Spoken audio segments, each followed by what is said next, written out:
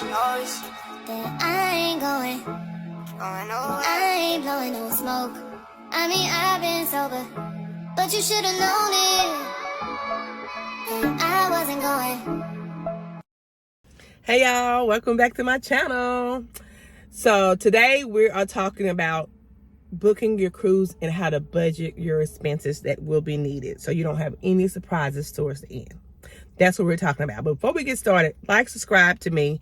And I do want y'all to let y'all know the advice I'm giving you is the same advice I give to my clients that book trips with me, okay? I'm a certified cruise agent. I book cruises only. That's what I do, okay? I do cruises from a person that goes on 6 to 8 cruises a year. You know, I'm certified for that, okay? So therefore, that's what I do.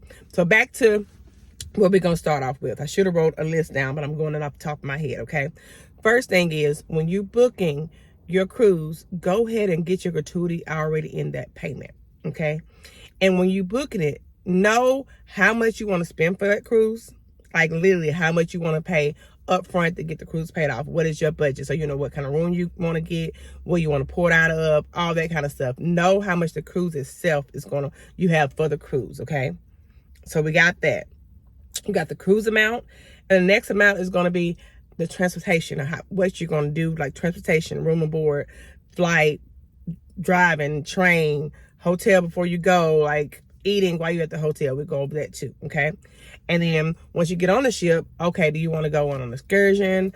Do you want to go on an excursion? Do you want to not go on an excursion? Like, what do you want to do? So that's 3 different things you need to go for, okay? And then another 4th thing is on the ship itself. Do you want to get photos? Do you want to buy any thing extra while you're on the ship, like stuff like that, okay? So start off with booking of the cruise. Booking of the cruise, say for instance, your budget is $2,500 for the cruise per 2 people, okay? That's your budget.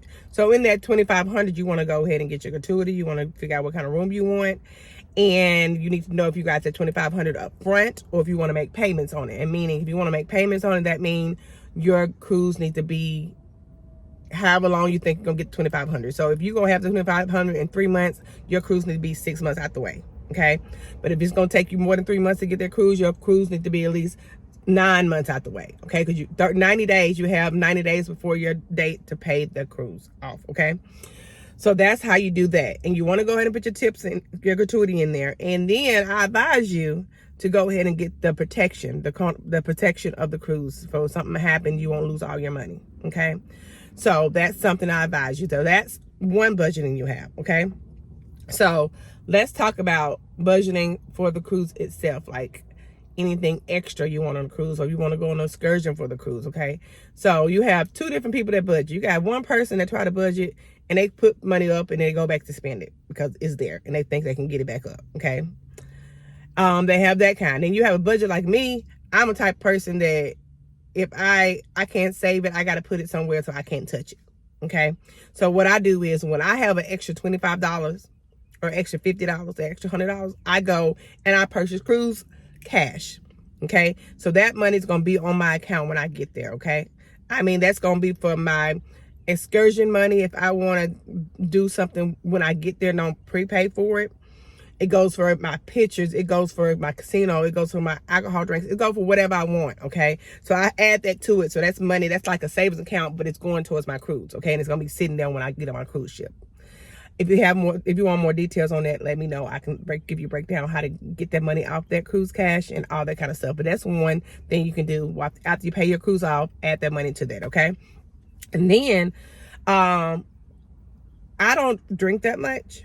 So therefore, I have never gotten a drink package. Okay, a drink package is like $80 some a day. I've never gotten one because I don't drink like that. Now, if you're a drinker and you know you can drink, if you plan on drinking 7 or 8 drinks a day, if you know you're gonna drink at least 7 drinks a day, you should get the drink package. But it needs to be a day. Now, one day I'm gonna ball out, and the next day I'm gonna do nothing. The next day, no. If you know for sure you're gonna do at least more than 7 drinks, drink package is for you. Okay, because the drinks average anywhere from $15 to $17. Depends on what kind of drink you get, unless you get a beer.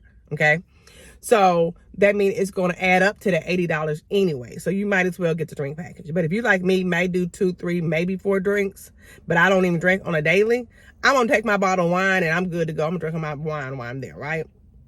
So we're going to do that. That's the drink package.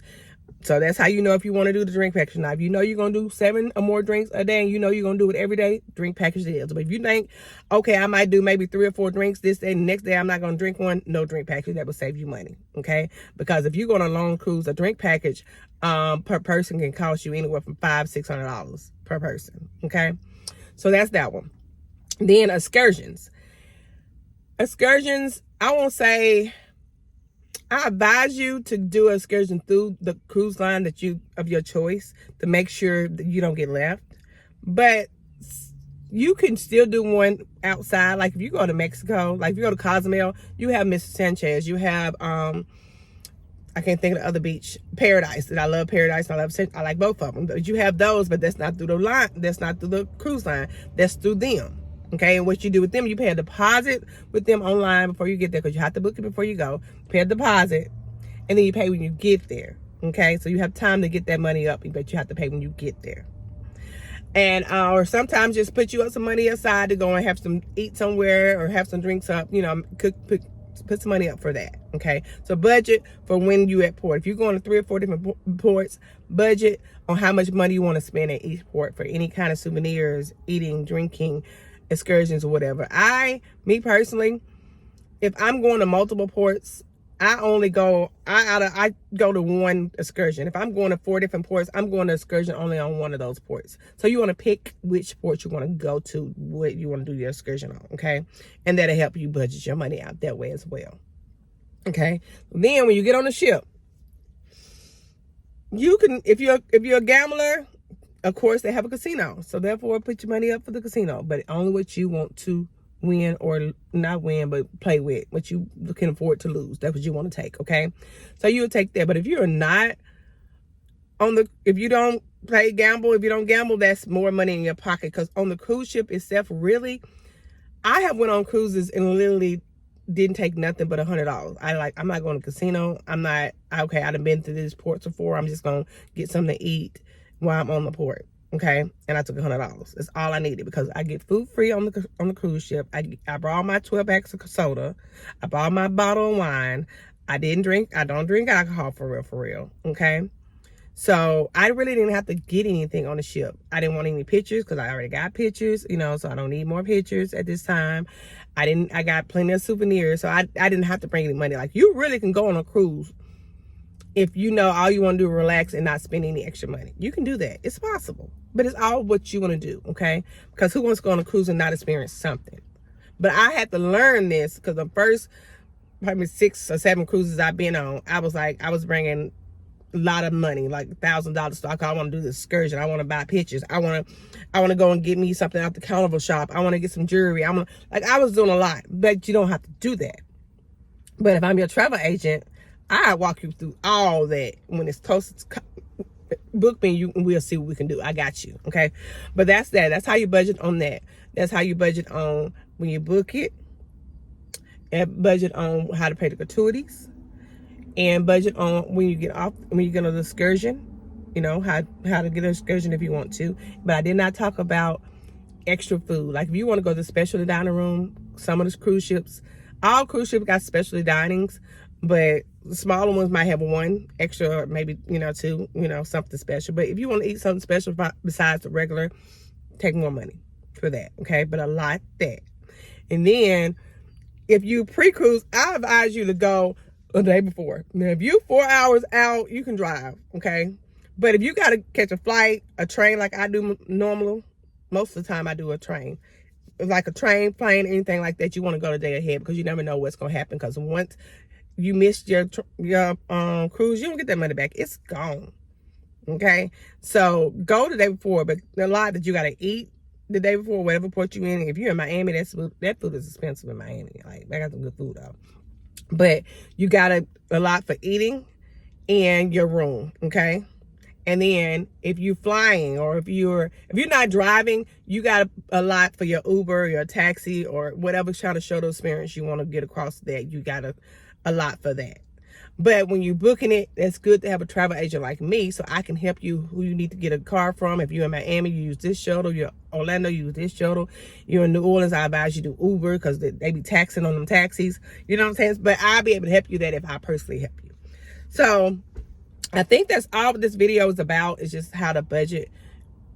Just know how much money you have, but you don't go over what you want to spend, and be not in the po house, but like, dang, I ain't even spend all that money, and I'm on a cruise ship now. I got owe $2,000, and why do I owe $2,000? What I do? Why? You know, you don't want that. Why? You don't want to be on the customer service on the last day in a long line trying to figure out why you got all these extra charges and you ain't got no money in your card for real to pay for it.